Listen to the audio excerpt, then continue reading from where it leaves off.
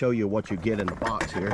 We'll just kind of dump it out here on the table. There's really not much to it at all. And to assemble this thing, all you're really going to do, take it out of the package there, and to assemble this thing, all you're going to do is stick this in the ground and then screw this into the bottom of this thing. It's tapped right there, so you're going to screw that in there, and then you're going to screw that into the stake in the ground. And then you could add either bird seed or water, maybe some nectar or whatever in there. I guess you could put just about whatever you want in there.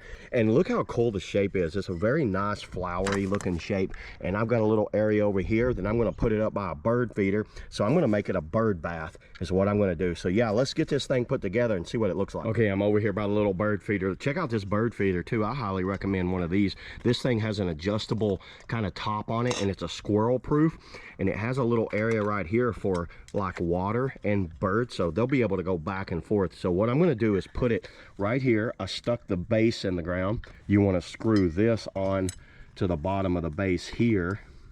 So once you screw that on, they do have it where you could use a wrench, but I actually don't think you need a wrench. Well, that went on pretty easy. All right, got it screwed in there. Now let's just put some good filtered clean water, because you know what, I want my birds to be really clean. And there you go. So yeah, there it is, everybody. That's all I got on the, you know, the little flower bird bath. Check it out. And check out the little bird feeder here too, so they can eat and then they can take a bath, or take a bath and then eat. See you all in the next video.